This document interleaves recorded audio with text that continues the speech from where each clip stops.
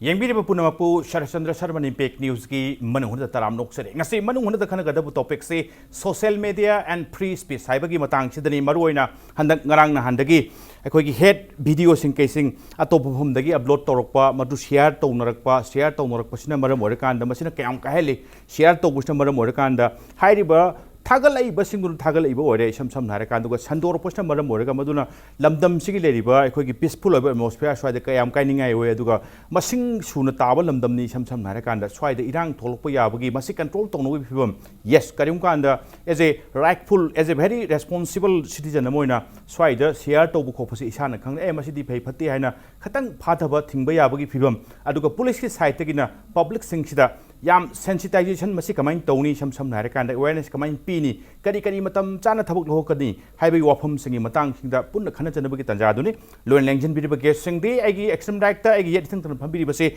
Biju Leishangthem spokesperson PRJA People's Research and Justice Alliance ni ai Biju Leishangthem bu taram nukcheri han hana aduga laisa Biju ki hek oid langjan biriba se Rakesh Meihoubam director Human Rights Law Network Manipur ni ai oza Rakesh ku taram nukcheri adu oza Rakesh ki oid langjan biriba se CH Chidananda Singh in charge BJP Yuva Morcha Meghalaya ni Chidananda Singh Nokchari aduga hek yet thangna phamini jari base Paojel Chaoba ni senior reporter Imphal press ne Chaobu Sutaram Nokchari ihan nan base Biju Leishangthem dan lakchap tai madudi ngarang se irendro hujiki laiba phibam ngasai gi head video sing kari sing thagan narakpa madu share tongnarakpa comment tongnarakpa swagi matangda police na masiga mari lenena mioi taret irendro yawnu phabi matang se la kanda ngarang se aphaba taret aphaba sing chilona bag puthore akoigi Chief Judicial Magistrate Imphal West kida adubu haiba atei sing se ngasai gi bon 5000 gi bon security dum torokanda atei sing bel loin thoki iren romasa ai bonda ai bel da kaida thokcharoi ai without any condition ai thokchage natragana jail changjage habagi magi firep tuni adubu mana hearing loro matung mana akoigi campus tigi akoi pugiba kanda haibata police singna judicial custody makha tana puthagiba kanda man lawrombasi Manipur state ki same of BJP government in Manipur haibani aduga it is an act of political prosecution haibani swai se man share to budo irendro su yoru banina irendro phaba kota puthoropugi tangkak tune swai gi matang saida BJP government si ikai ningai ni Manipur le riba kan su aduga mase akoi political prosecution ni kai haire bese kitang heman bara na thagna praja gi side tagi kamai thambiningi man haire se adum yabining bara adugumba phibam khara uba phangbi phara biju na sini ahamda aina thamjadibada khogi kanoje irendrona khogi hairamba haidi political prosecution din natragana majibu victimize tobune habje yam chumme na I thamjaninge haidi hanadagi maje outspoken noiba bokhan ri phungdokpa aduga ki ju am ki daba maje haidi very outspoken he is very frank aduga achumbagi damakta lepa misak amakhakne aduna hanadagi maje kaitare phungdorpa wa mayamje Lengaksina yaningdaba nungaitaba pendabje hanjan adum thokre akoigi impact tv gi studio dasu manu na dasu we have the live footage of many of the discussion mayam tawgiba ahanbada ai irendro gi matang thamjage duga isuji dalaksage ko aduda magna sungangna ba natragana sum haibas da akoigi katare lengaksina BJP sina kaidoge herkanda mangonda nungaitaba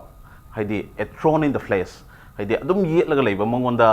sarkar sida hanjana kaitare magi asoiba magi kanomi amse ngangbasna maje prosecution tawning bagi apamade adum lei aduda akoigi handaki matangse kamai tawge herkanda akoigi thagal ibami hairagadi akoigi military bijo makata na du round laksage du ngangna bai matam chap chan pijage aduga tanja su pijage adu ihanan laidi BJP lengaksi ikai ningai ni mase political victimize ni aduga political prosecution ni habi matangu yes madugi chap chaba maram lei praja da haibani sam narikanda yes Chidananda mase kamai defend to budori haji hairesi BJP ki sarkar lengaksi Manipur si ikai ningai ni aduga mase political prosecution ni aduga tanja yengaga khudong chaba lobuni habini praja ni hairese amorom da hairadi Chidananda how you are going to defend it masi da BJP makai dagi koina thamjiningi base irendoji karamba entity ama oina koina yengdoina ba question sin ma political party magi boleptna khuisel gi markada Sharmila mabani bole kri misak amane moina phangbo vote gi percentage koi loina mungna uya an irendro ji koina BJP gi lambaji congress ni अखोई electoral politics ता सासोन की शक्ति पाइनब मियाम की मिहुट न लेबा ngaknadamakta India की parliamentary democracy दा कोई फाइट तवे कांग्रेस तु की लीडर अमा लंबानी हाइबदी आए अनगा मा बोय कोइना मा इशू बेस पॉलिटिक्स ता नतकन पॉलिटिकल प्रिंसिपल दु दा कोइना फाइट तोरी हाइबदी आए द इरेंद्रो गुंबा अमा बीजेपी न करम इंटेंशन दी प्रोजुकेशन तौदुइनो अदु इरेंद्रो दा कोइदी माजी कमाइन सिविल सोसाइटी की लीडर ने हाइदोरिब्रा नतकन मियाम की मूवमेंट नंबर दा यावलक्तना जेल संगक्तना मियाम इशूसिंग द ममांग थाना थोलक मी अमा ने लौदोरिब्रा कमाइन नु इरेंद्रो द कोइना येंगदु द प्रोजुकेशन तौ को इकाई द होन रोइ तो अकान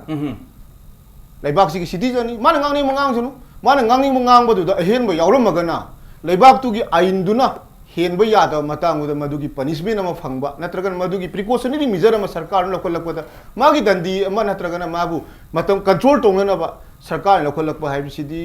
कांग्रेस की नत्रगन बीजेपी की नत्रगन एमपीपी की हाइबो वफुम दु लेते अद इरेंद्रो की इशू सी अखोइना इशू ओइने लौदे मान कोता थो ngang मधु मागी राइट नि अदा युद्ध बीजेपी ना अदु हाइरमे अदा हाइरमे ना मधु सिंदोक सिंगिंग तोंगै लेते बीजेपी सरकार कांग्रेस सरकार बीजेपी अदुगी भूम लेते बीजेपी ओइगेरा मो ओइगेरा तोबम तोपा लोगी मतुगिना तौबनी अकोइना इरेंद्रो से हौजी फावा स्टिल मणिपुर की पॉलिटिशियन अमोइना कोइना ट्रीट तौबा माबु कनो तौना मागी लंबा ओइना बीजेपी की लंबा ओइना लौदना माउ प्रोजुकेशन तौबो वफन अदुगु चप माना लेते अदु मी खुदमकी मियोय हक तुदी अखोई पुना मंगना अदुदा बीजेपी नसु रेस्पेक्ट तौबो लई हाबतम तंगैसिंग ओके ओजा राकेश मनोइन होजिक लाइसी थोलखरे थौदोम थोलखरे अखोई यामना कहेतार येंगबदा याम नुंगाइतबा येंगबदा ई यामना अखोई ई खेगत पमी सिंगदन हेन अखोई खरा मुगवानी खांगबदा खरा हेन फादब सिंगदन ए मसी काइना दुम उरगा ए मसी बु कमाइ तैनो न खंदबगी चांग अमदि थोखरे याम नुंगाइतबा थौदोनी याम वेरी अनफॉर्चुनेट इंसिडेंट हाइबा ताइ अदुबु थागलकपदी अखोई स्टेट सिनतबा अतोपदगी पुलिस करिगी रिपोर्ट फंजबा पाउगी मतुन अतोप स्टेट थागलकपनी थागलइबा नुंगाइतबा यामना सोनबा याबा यामना खुदोंग थिनिङै ओहनबा याबा अदुगुम्बा वीडियो दु शेयर तौगी मतंग अमखक लाकपा कांस्तेदा यस शेयर तौथोकनरे फंगे कराइदनो मगी अतोप ग्रुप अमदगी फंगे थमथंग थंग सोशल मीडिया दा लाइक फेसबुक ता अदगी व्हाट्सएप ता फंगरे कांदा लाई वाफमदी वाइड स्प्रेड स्प्रेडिंग शेयरिंग तौदना खोतना मसिगी पामदबा सिंगसे कया मसी चटखिदनबा हाइदि तुंग ताना चटखिदनबगी करिगी लौखटफम थोपा होम डिपार्टमेंट दगी लॉ एनफोर्सिंग एजेंसी दगी पाइखटपा याबा थबकसिंग हाइरकांदा मरोइना अखोइन फेसबुक ता गैदा थेंगबा कांदा मसी वांटेड वार्निंग लौथौ खोथौ का हाइबदि दुम थेंगबा अदुगा सो फार ओजा राकेशना लीगल की करिगी केनोदा लेबिबनिना पुलिस की होम डिपार्टमेंट की साइट तगी लीगल हाइतारे लीगल माइगे चप चाबा फॉर्मल वेदा विथ ऑथेंटिकेशन अमगा लोनेना with signature loinana sigumba singse isana khang masi lekpadamni aduga isana thagul ubale rasu masi lawtho hairi basi indragadi masi logi miing da chairak phangani khoni ka haiba adugumba warning ugibrasin regarding this particular incident asigi matang da sarkar gi maikei dagi hariba warning ni singba thokdi ai thengnagi di torumudi ai adu ai samunai personally madu thengnagi di adubu तौरम याबा थबकसिन अदुबु आइन the लेरिसि केदोगिबु याम नोनिंग मजानी भारत की आइन से उकिल ओरिबो अखोय फावबदा भारत की आइन खुदिंबक से एदे जेपोक जे खंगब्रा हाबदु नतेबा अदुबु आइन ददी भारत की पार्लियामेंट ना अमसुंग भारत के तोंगान स्टेट सिंगल लेवल लेजिस्लेचर सिंगसिना सेमिबा आइन से येजे ते हेक नोटिफाई तोखिबदगी प्रजा खुदिंगमना ममुताना खंगे हेन लवेबा आइन खंग तोरिने हायादिना हेक तोरुदी मदु प्रोसिक्यूशन तो मतमदा आइदि खंगन तोरुमनिने अदुगि नोटिफिकेशन तो खंदिने अदुगि रूल खंदिने जे हाइबादि खंगे लौनेना अदुनासु ओरंबा याय मसाइगी वार्निंग नुंगु तौदो मरमदि आइन जिलोय खंगे लौदमनि गायना खलमसु अदुबु आइन मतंग थमजिनिंगसे अखोगी हेड स्पीच नत्रगा अखोगी महादक इशूसिन नरिबा अखोगी वीडियो अपलोड तौब खलो मतंगसिदा आइना थमजिनिंगबदि लैबा सरकार सिनसु असिगुम थदो अखोगी जात सुनतिनदा लैबा अखोगी जगा साइसिदा इरांग थोरक्तनबा लखोकदबनि तोयमुसुं फेसबुक दा ट्विटर दा व्हाट्सएप दा करिदा अपलोड तौरे हादना पंपा फाबसिसु मसी खरा खनरगा हाइबदि तौरिबा थाक अपलोड तौरिबा मिदो मागी इंटेंशन दो येंग दरकार लेबा हाइस मागी सी मखाताना संदोक्तना इरांग थुनबा तौरिब्रा नत्रगा मसी मियामना खंगनबा चुमी मसी खंगलकांदा वनो तौनबा ngसाigi पामदबा थोकदनबा मसी मियामदा इन्फॉर्मेशन पिबा चुमेना थागलेबजाला हाइबा बफमसी येंगागा तौबा चुमे हाना खंजै मरमदि केदुकेदा आइनदा ख्वाइदि ꯑꯩꯈꯣꯏꯒꯤ ꯀ꯭ꯔꯤꯃꯤꯅꯦꯜ ꯖꯨꯔꯤꯁꯄ꯭ꯔꯨꯗꯦꯟꯁꯤꯗ ꯂꯩꯔꯤꯁꯤ ꯑꯩꯈꯣꯏꯒꯤ ꯆꯤꯡꯅꯗꯅ ꯐꯥꯔꯤꯕ ꯃꯤꯗꯨꯒꯤ ꯏꯟꯇꯦꯟꯁꯟꯁꯦ ꯃꯁꯤ ꯐꯠꯇꯕ ꯏꯟꯇꯦꯟꯁꯟ ꯑꯃ ꯂꯣꯏꯅ ꯇꯧꯔꯤꯕ꯭ꯔꯥ ꯑꯐꯕ ꯏꯟꯇꯦꯟꯁꯟ ꯂꯣꯏꯅ ꯇꯧꯔꯤꯕ꯭ꯔꯥ ꯍꯥꯏꯁꯤ ꯌꯦꯡꯕ ꯑꯃ ꯗꯔꯀꯥꯔ ꯂꯩꯕ ꯐꯠꯇꯕ ꯏꯟꯇꯦꯟꯁꯟꯗꯣ ꯂꯩꯔꯀꯥꯟꯗꯅꯦꯕ ꯉꯁꯥꯏꯒꯤ ꯃꯔꯥꯜ ꯂꯩꯕ ꯀꯩꯅꯣ ꯇꯧꯕ ꯂꯥꯛꯇꯣꯏꯁꯤ ꯑꯗꯨ ꯅꯠꯇꯗꯅ ꯃꯥꯒꯤ ꯏꯟꯇꯦꯟꯁꯟꯗꯨꯅ ꯑꯐꯕ ꯏꯟꯇꯦꯟꯁꯟ ꯑꯃ ꯇꯧꯕ ꯑꯣꯏꯔꯝꯃꯕꯗꯤ ꯃꯔꯥꯜ ꯂꯩꯕ ꯍꯥꯏꯕꯗꯨ ꯑꯣꯏꯔꯣꯏꯗꯣꯏꯅꯦꯕ ꯃꯁꯤꯒꯤ ꯑꯁꯄꯦꯛ ꯁꯥꯏꯁꯨ ꯌꯦꯡꯕ ꯆꯨꯝꯃꯤ ꯑꯦꯠ ꯗ ꯁꯦꯝ ꯇꯥꯏꯝ ꯑꯩꯈꯣꯏꯒꯤ ꯑꯥꯏꯟꯁꯤ इंटरप्रिटेशन तब मतमदा बेस्ट इंटरेस्ट अदेगी प्रजासिंगी मसी अदि आइन द लेरे हाइदनको मधु अनि थोना हनबे याबा ngaktene ba adu chumthakta ani thona hanba in the sense ke do sarkar sina ngasai cái thúc có thúc mà tầm đó mi mèo phai thì nó còn luôn đâu mi mèo phai có thực ta yana ren thadok bao đi qua là đó hay đi sarkar đã pali ba sarkar sida akhoi gi enormous ba sakti ji pi ba masi si gi ain si apply tawni tawroi si moi na warep logjine ba gi adu gi bo warep to lorga judiciously warep to lorga akhoi gi tawraga di asungba akhoi gi pamdaba thadok thok ba si khara handagane ne khai hainingi Okay, so what Maroina Nasi Imphal press report to Zaria Morom the Haradi. Yes, Karukan Hangi, Tang Kunmangagi evening press conference data, Singnaba, Senaba, Miwita Pari have say, I show a cameraman Tajaraga, Sam press conference to Kohortawi, Aduka Karimkanda, Maming Matadi, Mutu that the built of delegated disclosed or police Haitagi at the Museum Summi, Narang Kakta, quarter, Putorakanda, quarter, Masai meeting to put a Fabas in Putorakanda, Maming Matakan Baduni, Laibu Wapamdi. Numit to the echoing can but media site issue I would yo dre yog the Bodomoro and the Achoba, Asoibam Nena is I take it Tamzari. Me Taru Pari Hagadi, Taruki Mingsi, Maming Matasi Carino, Kadai Dino, Tasing the party had missing directly involved to Budala Kaibu question say, media quiz site issue Numit to the Tamok the Bazala, Kamanta Wood, Tamagasu, Police Numit to disclose to Bazala. So Yanan, but Masi Pokum comment. Numit to the IC Samaksu was a guy press conference to Chatti Chalodre. Adu Quiggy stop Amasale, Senior stop Ama. Other Aina Hangmakanda, Party Mission Kanakano, Hakanda, Police na Haidogade, Hayamando. Live Poti, Queen Hangnakandazu, try to Kandazu, Police na Harati Haita. Aina Isamak Chaludeco. At the press conference, the Chaluva, Paumising the Harati, Police na Haidote. But videos Tagalak Puda, Chenava Mi Kara. For example, 6 meter simili pare haina police na press conference to ada police na haidok ta baise moi masagi keno su khale ngoni kai haitare le noi haidu raga haidu tari fa directly move to busing chen gidra ko kidra na ada hujika haiba pot sida di pare mi sing se swaidrum le mi to ore me haitare local gi ada si haidok te police na haidok te bi motive se kai no sine bom bokhai ba kanda mi ma pare atagdi bom pokai li kanano to mo chowa sai duk suba apok adu laifamna adu haina haine adu moina identity reveal tawdri maram se koi zum khanja wan assume taw wan ko akoi gi kitang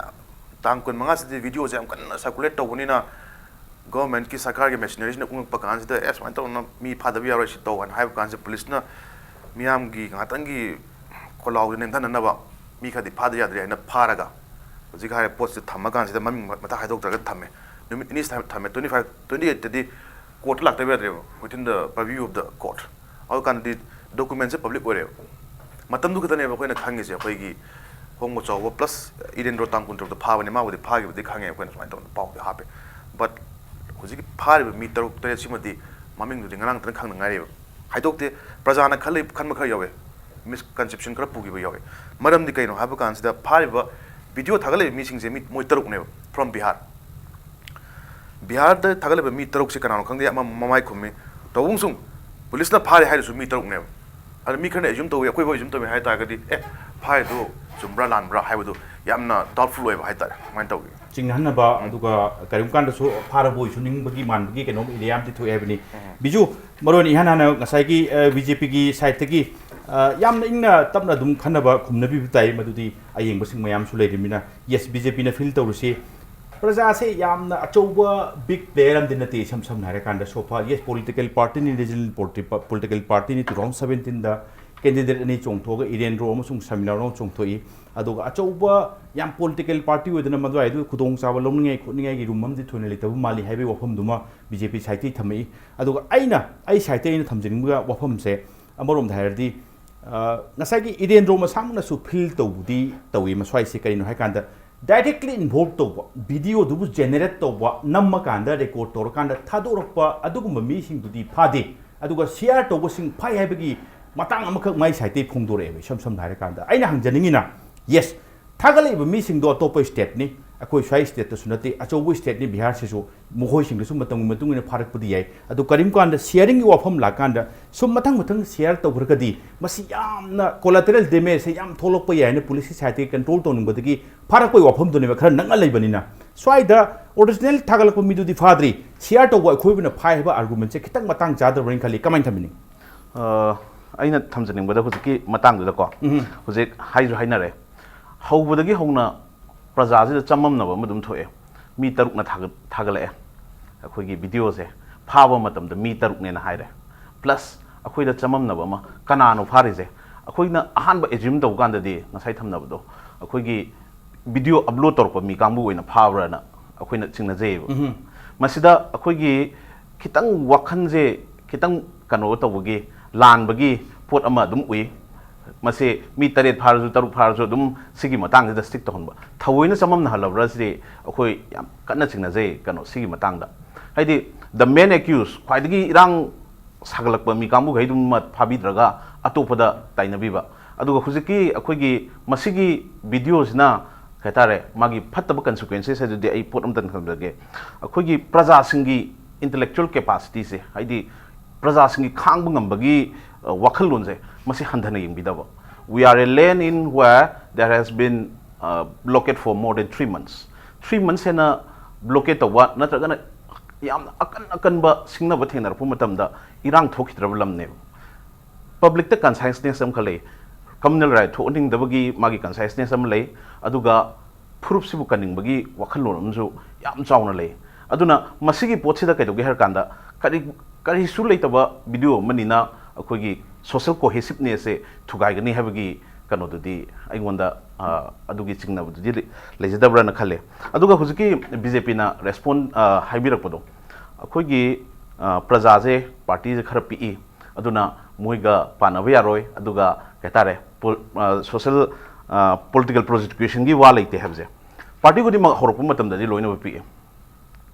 BJP की 1994 दा कमाइन लेबा नत्रगना मागी हौगलपदा कमाइन लेबा political party khudimaki journey mani maside aduna matam amada magi strength magi mapangal loina bulakani the only thing is ideology na quite maru orise Manipur the wall is the ideology ne akhoi di hujik politician myam se kar ideology amta laitaba pungchong do chong bani na karmano se sapchana khangjade aduna ideology dubu mana stick toroba mayam gi kholauga mayam na pamba mayam gi kholau dubu mayam di holagadi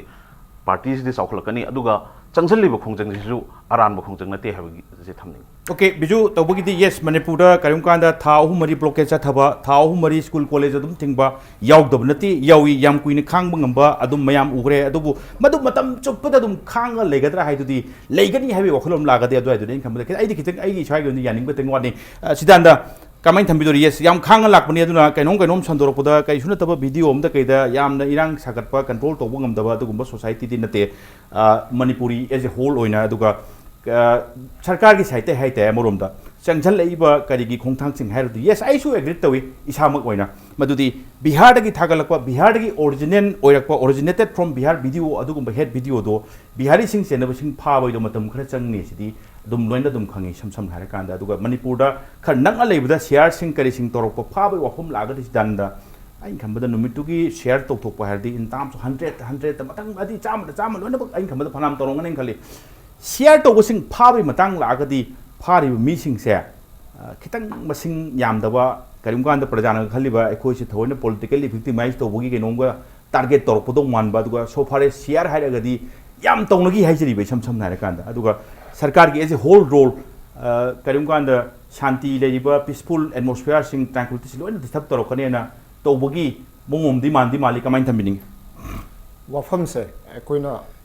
social media की ngasai issue ji subject akoina ngasai khanari ba agenda si social media platform sida lakpa impact akoigi madu da head video ahen ba ngangna rakpa mayam du gi agenda du da leiba polam ko oibanina social media platform này nari bơ sinh na yeng bi ya cái phone này bi cái mà quốc tế suy yeng bi sarkar si da ai maming panjaro atam na sarkar jigi asoi ba thiraga ngang ba ma democratic criticism to ba koi walo no welcome to ya sarkar ju kari tawri ge hai ba si yeng criticism to bi yo tang kun manga gi same day torpu nimitu gi nindil pung ani ta ringi amaga minini pu adai da chief minister na magi facebook account de react to ya koi ma se home ministry gi level da koi adum ai puthok chu put mayam cm koi gi biren gi adum changa yeng bi yo communal loiba koi magi team mana koi gi masi propagate tawre adum masi action long na ba koi home minister yong no koi thau pai khat le mayam na su koi masi gum ba che thing ba da mating pang view hai bi det kun manga da det 25 ki koi gi pung ani da mungil gi pung ani da mayam home minister se union home minister yo ma si sarkar ne koi hai adu hai ra makta da adu hai ra matung gi pise ne la email se kana pha bano kai do bano ai piya da phibun nam ge adu to ge ada to ge ren la episode mayam se masi social media gi koi platform si sidai da sentimentally ira pot opinion punam lo se laga sarkar salai gadam ni haib di yaro social media ji mai interact tong na bagi adu ga mag information share ko masen tong na badi ya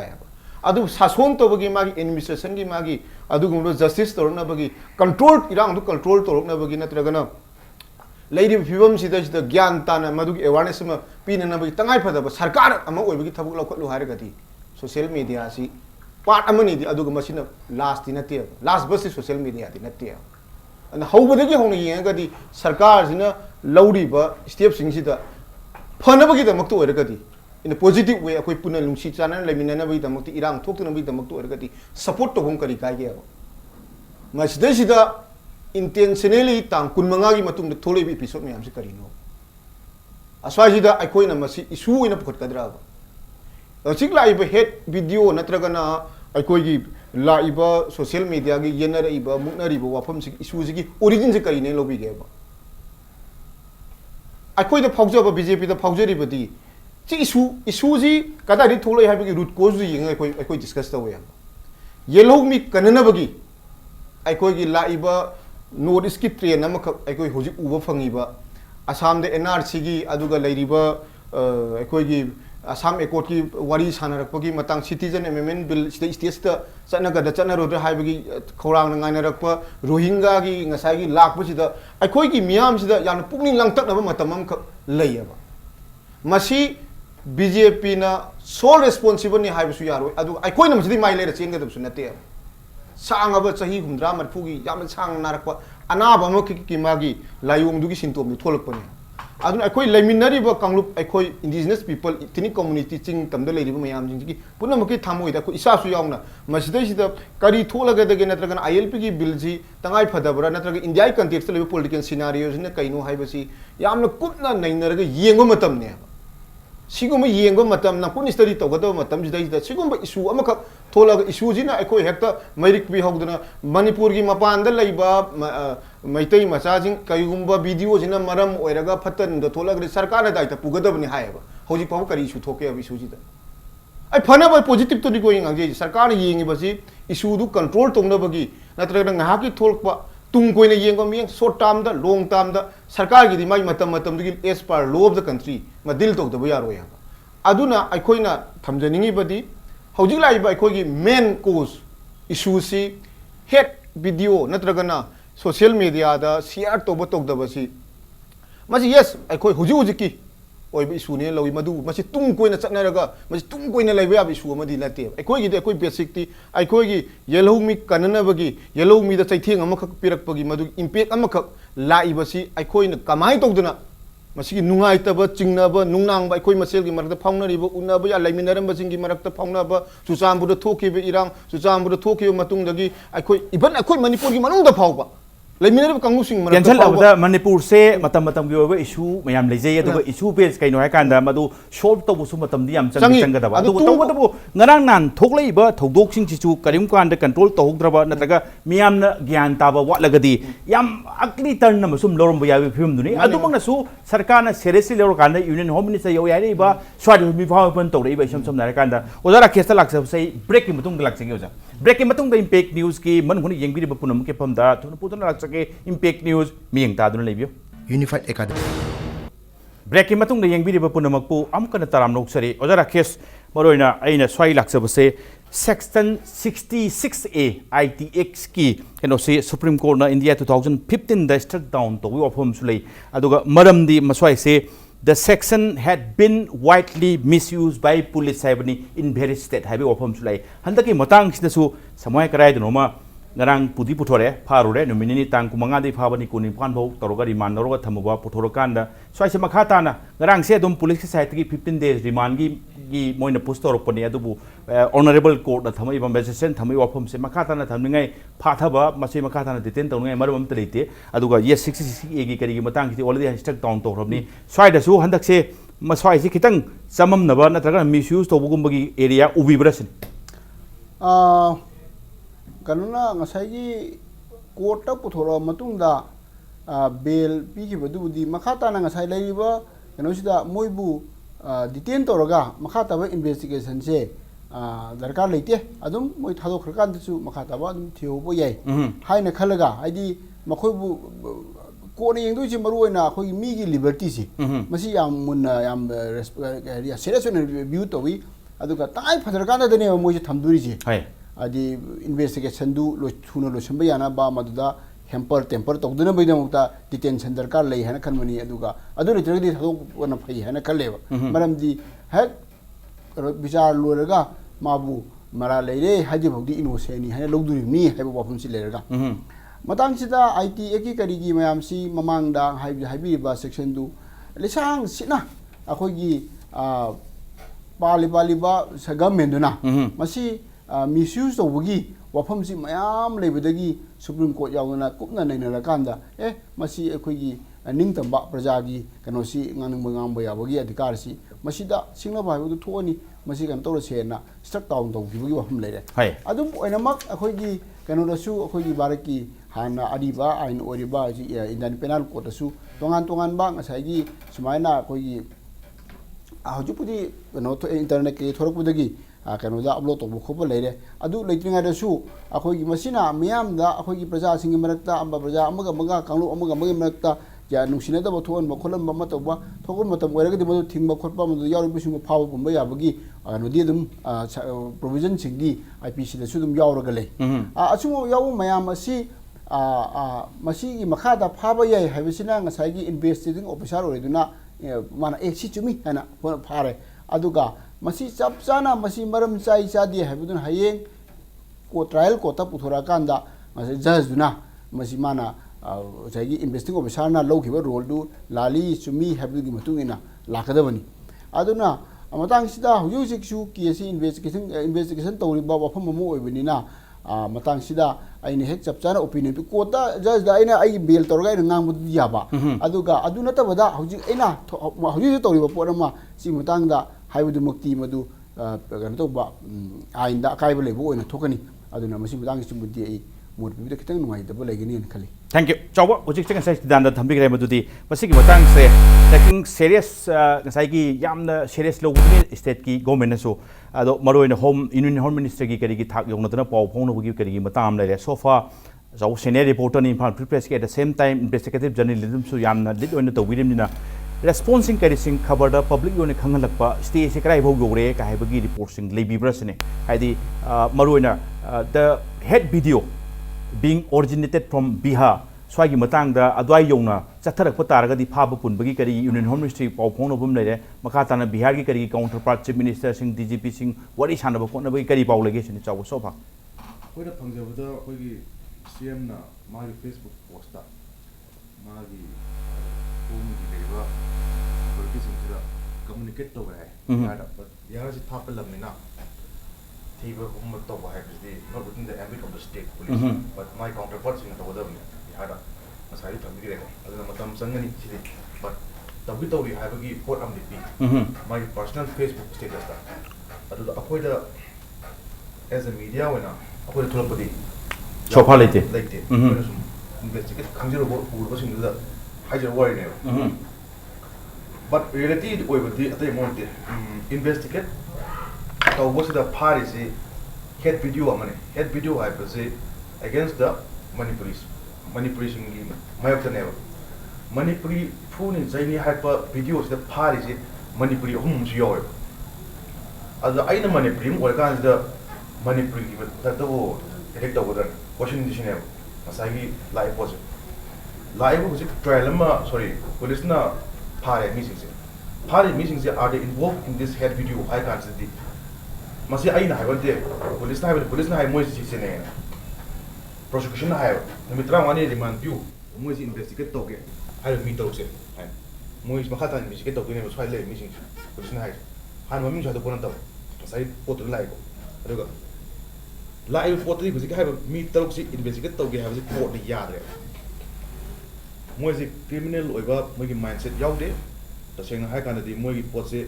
in the larger interest of the general public the thagat kibani I would for example aina kom to thome kan birone mi mun traga mi mun lambi kom to thome aduga to tho kan se phatta wa halo namda friend koi le kai ha to ta to ngala to je mai khongman se yungan do ne ma si je na buji ha photos engon thare kan biro whatsapp ta man phal kun ta me ma hore yum hala ko kan da khongman se yungira mai ma ko tik ne haina thare kan la je whatsapp ta sigi whatsapp ki keno se videos aina mu kanama thau ka ja masi je swain thau to mi yore si le ga ji da hoi gi sabu man da si gi lambi ji da khongwan chum le ne ma si da lak ta ga section view nu dang da ngaksam tek be hai bina ain thag ta ga di ai je pha ya gi right level ne ri phang ne ji po si bang ne ba portal lai ji adu ga ai open na te honorable magistrate CGM donsing masang na hai ga ji da mo ji ro di mana lai te mo se ta se no ji ga hai ba criminal mindset video sari meeting du wakhalon di phatta wakhalon ni video share to meeting di mogi mindset di criminal mindset te na belangang tigene ba ai sama su port le je ne ngang intendu afom du ni samsai chawa du to du hujiki matang du yes komam to thoi horen hong bu chawa to mu du lakan da kom du ka ba te tindala thamba lak ko ta turasano haibagi potu ma sigum mam to hore he adu na masi yaraga di si lambi se avoid to haibu du di em chen bada adu gi potu ga handaki ha kani tukpani nawalo da thagal ai ba head video du ga de ingam da changdam da kitang di chusanaba kitang di wat prank kali chawa mai ni to wi adi aduga biju dai lakche do se maroina yes karim kan da ate sing public ki section de handaki lai ba tang kun gi manga incident makha ta da iden dron ro iba iden dron to ba pibom che ke chung la kan da phaba ado id condition jaung thado ko ni bel kari id tharoi kholoi ka hai some section of the people stand to chummi yam phai kan hai da sunate sam na kan but some section should try ri madudi iden ro tanjam phungbadagi swai political regional political party in the belong to one round 7 election le pure yam ka hena popularity adwai da leite aduna popularity gain tongna ba ek ama suni hai beste da mayam haina da dinate kamai pakhum thambidingi adwai du yabining da member bora kari da yaning da no and plus supplement on bulerdi to view suni biju ai sungai yaning de haidi akoina popularity ta na bai da mukta masigi issue sida politicize to thokpa kasu le roi haibudi namna su phabi raga akhoi da politicize to we na akhoi da accuse story je akhoi gi khetare turaga leibida am kausun ba chak manabra nai masim da thamjage harga di akhoi gi kanoma convener ma political party gi haita unsubstantiated oroi da ba akan ba ek me am panchan bire sida mayam dung khana re 153 AB IPC IT 84C 505 506 IPC unsustainable or untenable or CGM nasu magi order ngarang dum thokpada dum yauri dune adu maina tawraga phajan bire matungda masana stand lawre kari no da BJP khangi police khangi praja khangi lawri ba step se lalen adu da moral stand amkha laliba poto muina lan den mui hando holu haibis da akuina moral khetare politicize thokpa natragana political gain lawbisdi turiba phariba miduda hena ikaiba pibnena masimtang thamjage masi yam lanba potne okay biju to another question na ai site hangjining se iden ro phaw se ma masama ki praja gi office tai phawani praja gi office na lediba location se karai do no haibang ba adu ma phaba kanda arrest warrant issue to birambra kamain phage se dum thambi ma phagi se kanone praja gi office tagi phagi bane location se praja gi location se public khang na ba khonram selung balai kai thangmai bangi arrest mo am ta piram balai te he was very much pressurized magna kano se video se lokthu sikhi gi video se khatang nate man hek ngang gi ba तौखिबा मैम से जो लौथो हाइबगी pressurise ma'am मंगोंदा तौब लई अदुना कई तारे ngसाइगी हुजिकी ममांगी दुगा समनरकपदा अखोइगी political prejudice ने हाइबसिदा अरानम कइम थोय ngairaga leibni madi kei tare magi asoiba natragana magi tanjado dum ngaira leibni aduga arrest memo piramde mana outspoken oiba muzzling the free speech akoigi speech ngangbase khumjal hanba nang yengo mathang tawradi haibagi ki hanba ma mangonda kei tare mathang ngang tanaba aduga this is murder of democracy. Okay. Okay.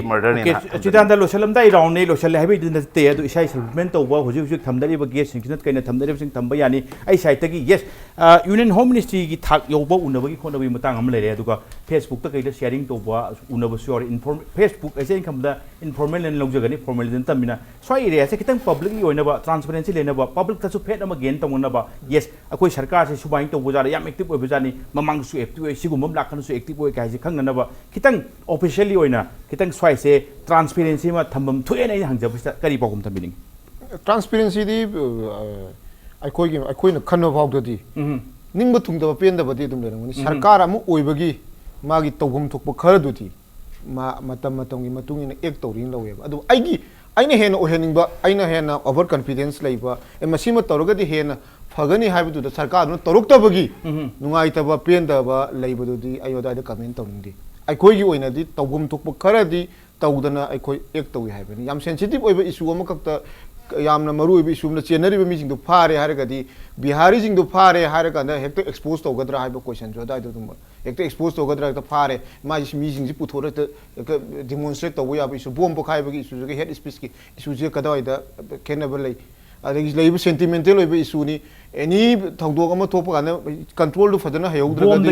ꯍꯦꯟꯅ ꯁꯥꯊꯤꯕ ꯑꯦꯅꯤ ꯄꯥꯛꯇꯛꯅꯅ ꯑꯩꯈꯣꯏ ꯃꯁꯦꯜꯒꯤ ꯃꯔꯛꯇ misunderstanding ꯑꯃ ꯂꯥꯛꯄ ꯌꯥꯕ ꯏꯁꯨꯁꯨ ꯑꯣꯏꯕꯅꯤꯅ ꯃꯥꯅ ꯃꯇꯝꯗꯨꯒꯤ ꯃꯇꯨꯡ ꯏꯟꯅ ꯀꯟꯇ꯭ꯔꯣꯜ ꯇꯧꯔꯀꯥꯟꯗ ꯆꯠꯄꯅꯦꯕ ꯃꯥꯗꯤ ꯁꯤꯁꯇꯦꯝꯗꯨ ꯌꯦꯡꯉꯀꯥꯟꯗ ꯑꯗꯨꯅ ꯁꯔꯀꯥꯔꯒꯤꯁꯤꯗꯤ ꯑꯩꯅ ꯈꯟꯖꯕꯗ ꯍꯧꯖꯤꯛ ꯐꯥꯎꯕꯗ ꯑꯩꯈꯣꯏ ꯃꯥ ꯑꯗꯨꯝ ꯇꯧꯐꯝ ꯊꯣꯛꯄ ꯂꯧꯈꯠꯐꯝ ꯄꯦꯟꯗꯕ ꯂꯩꯕꯗꯨꯗꯤ ꯏꯠ ꯏꯁ ꯃꯦꯇꯔꯁꯤ ꯀꯣꯔꯠꯇ ꯂꯩꯔꯦ ꯑꯩꯈꯣꯏꯒꯤ ꯇꯥꯃꯣ ꯔꯥꯀꯦꯁꯅꯁꯨ ꯍꯥꯏꯔꯦꯕ ꯁꯔꯀꯥꯔꯅ ꯂꯧꯈꯠꯂꯤꯕ ꯁꯔꯀꯥꯔꯅ ꯇꯧꯔꯤꯕꯁꯤꯡꯁꯤꯗꯤ guts leiragadi citizen of the country leiragadi ma kota lakna fight togadabane muju kota leire sarkar lalamagana madugi lanbagi natragana chumbagi natragana moina tolmi badugi di let the court decide court madugi forum ma decide togazanu aba adaidu di kanana arrest warrant pi lokon to lokoni kayam hena transparency thamba yawa public oiba yaba yadaba khanadi aikoigi aina amko thamjaningi base sidai masida kayim di swaisida yama transparent oina aikoi sarkar sigi lei haiba ya aina haijagi bida hobadagi hongna sentiment emotion da laiba ngakpa yaroi social media da laiba ngakpa yaroi social media ge ko interact tobo yai aikoi communication gathering tobo yai adu madu yumpham oirakanda akoi BJP gi sarkar laiba ngakadabni haiba poti leite aduna leiriba issue si yam chumbani tung koina chanagadaba tati phaba khoba adagi intimation kari gi pau thanaba khona batai kitang formal oina official oina thambiragadi kitang penbo oini haiba wafam duni waramdi Facebook ta aduga social media da share tor paduna chap chana phibam lepa yadabnina ozara case maruina thaiban selung bole kai haibani ko khomram selung bo le kai haibani swai se income da shaben assembly segment gi manung selam gadong wali adwai area du da praja gi officium locate tawren khalasi madagi praja gi convener phaba kanda oja swai da arrest memo tatragana arrest warrant sing kari sing issue to biram da hekta thangalaga chakhiba swai area se kamai ubi bibam di thokprain khali sam na kana samwa kara no ma hatu ne handle tawba nangoroi da bugi kai haini jaga ama pi buduna su kitang nungai handle bagi masa amsu heli habista oja kamai thambini oja masi aina lairiba situation se ene su pulap ene subse laga yengmada sumana to bu oigene ne khale mo akoi ti ma phaba setpanate pa pasi issue ji ma wa fungra hangba setpani ama unare wari sanare adu makhatana amuk hangba khopa darkar leidina masi akoi office to puraga police station to puraga wa hangba khopa tawni ultimately akoi wari budai wayam questioning tawr matungda phaba darkar leire hen pharimi sodi ga haragane ba maramdi akoi ainu phajna chanaba kambuni haraga doiba aidi arrest mo pide harumda adubu mase ayamana praja ayamana open secret khangabani madudi kedugi police na mi phabada arrest mo pibase chamagi manungda taragumadi niyom chuna piramgadra adi kashu kana tawdi heba aduga khwaidigi matang sida aina ama thamjini ngomna ne akhogi da khoi human rights ki khoi ju kanoni masa thabo matam mun mudda thabo tau lakpa khoi tamo siria bo khade mani se mana haibada ibungo rakesa Manipur da aina arrest mo pi tamni hana lauduna lai aduga Supreme Court haiding mo ni laula awani adu Supreme Court na se arrest mo pi phom digi ba sui case haire aduga yan hana arrest mo pi se ai phawada Manipur police ne pi gi aduga matam da su haibo police officer aduna tamo na pamjaba arrest me modo ngasi ekhoni yan na tamo de pi ri sini hana pi ro phagi ni mo tamme Okay, chawa local kui round se chawa yet pudi ngasai ngang no baya ba sakna baya mayam sang nare la kadu ofom di asigumba pam daba thogdok sing hai tai head video thagan narak share to wa swai matang lakpa IT gi ena karai phog leiba swai da thabak toroga di IT ena karai ho pha ba khut sang IT karai phog ba logi mi ing da lan ba chum ba gi matang se eng khan ba masi handak thokhiba thogdok sina makha ta roi hainingai su leitabani na swai da punna gyan tamin ba ya ba gi khongjang am like awareness IT ki ekta sibong lei si the way the police side gi and police public awareness even media person sing yauna adugumba thaba ma tangai phadana paikhat taba ya gi tanjam si ore issue di meyam lei issue sing dugu mathakta sigum mam jun nalare habista kari tham tham bining yokum ngasa ina hamada kong gi wal tapan gi hai kong is just symbolic ne hai symbolic habadi kong se constitutory se mana le crime to ne criminal intent to ne hai Kong the 200 have bomb Yori. I the Mingon ties Kong the Amalere, Sangun Haven. Bihari in good body never had. Crime can be anything. But Amatuna the criminal Bihari can go to happen to be 10 letter. Yes, I intend the same I consider Sadun Haven. I do Matang never born a Tadocation. Okay. But nevertheless, as a free mediamo in a target Article 19, freedom of speech and expression. Fundamental rights in the unit. Nang cover yai, nevertheless, same sections in Makada, Article 19, close to Makada Mutai. Nang me communal over charge over the public key sentiment, so for the war, defamatory over or sedition. For example, sedition is a income money. Apogi, they films the Kana, Kashim Yo again. For example, the Chief Minister of Sing, Pogi, Tombe, Mamsamu, Sanyo, Tamda. Mazumatam, the term or Magi, Nanko would name. Nanto can masu charge story. We send his manager, when he came up, now the Chief Minister or hiding a point to the free speech and Tagale. Nainava political decision is a fundamental essence of democracy. See how Tagadi or Nana get Konagera Nana Konagin Suaya, right Tagadi, the mind of the democracy will handle them. Was it ever shows you me perception, time sing a way and come with your money. Moisu, Kangdos in the Ma'am, in other the ports are told to invest to me, they can make their own decisions by themselves. I don't know, Kanava political party, as a media, Imphal preparation when a week in you. Upon the Euro, because of course, in the establishment came a time in the day, but nevertheless, as a media, Kanava party pay patti, BJP government with my ear, go to village, things that like guys at but but BJP government party the party, high target, Akosu, Brazasu, Renoma, like Ryan Kalewa City.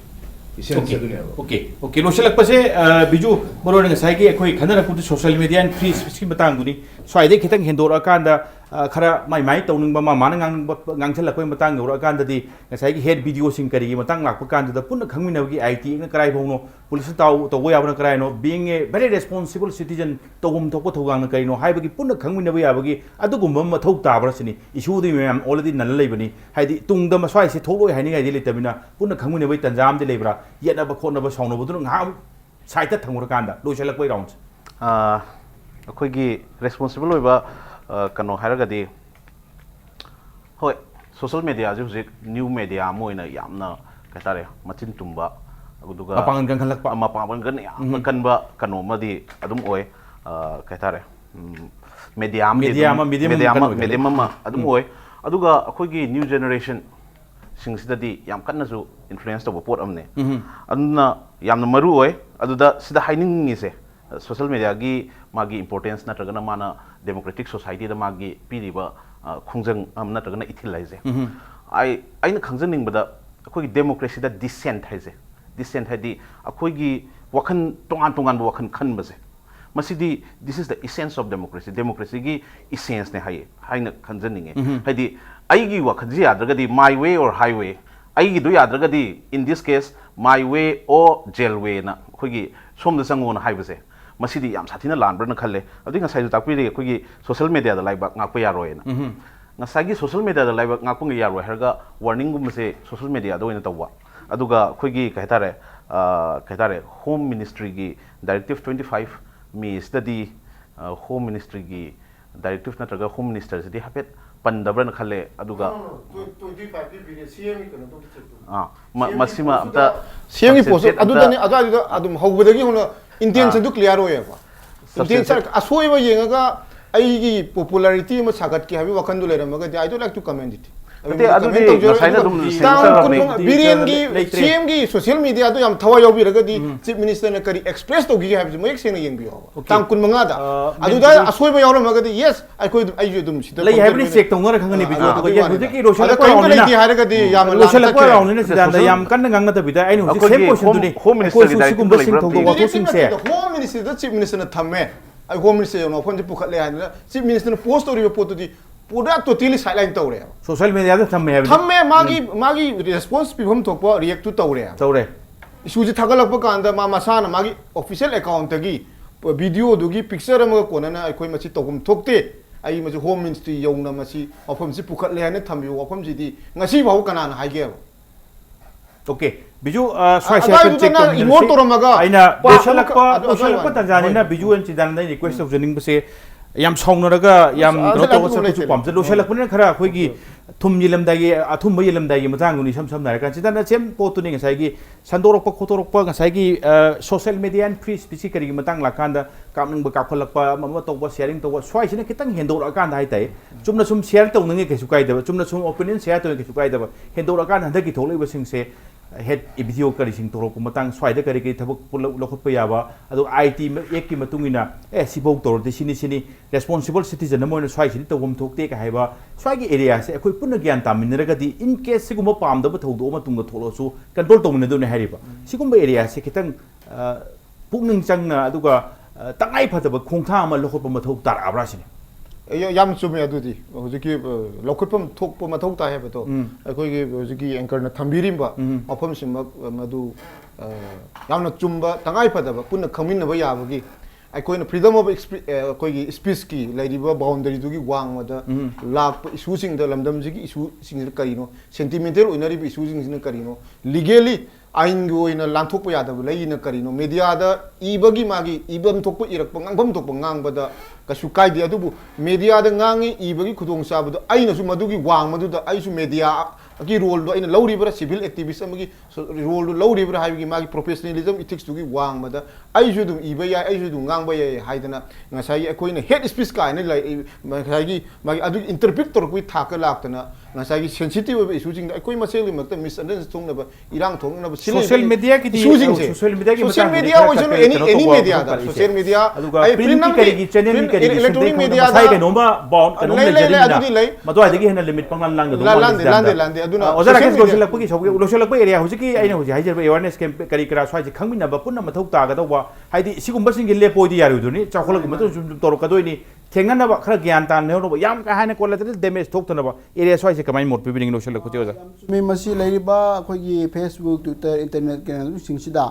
अखोगी असिगी media से याम रेस्पोंसिबली अखोई सिनननबा अदुगा मदुई हेंदो over सुम सुमबा आइन लै हाइबसी अखोई मिपुम तिंगना खंगना बिदमकता अखोई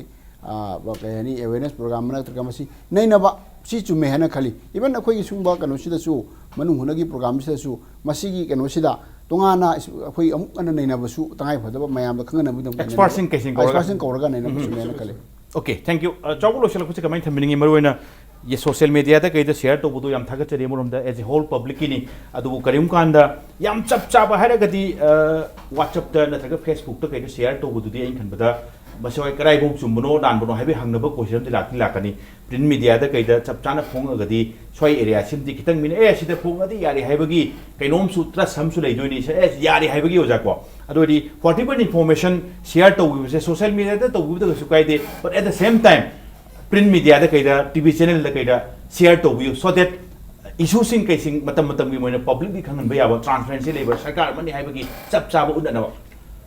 print में जब कोई भी बहुत बड़ा शॉपिंग एथिक्स कोई कोड ऑफ एथिक्स ले प्रिंट जो इलेक्ट्रॉनिक के सो इसीआई गाइडलाइंस तो ले जदी and we are also very self-regulatory. When it's checked, those happy again.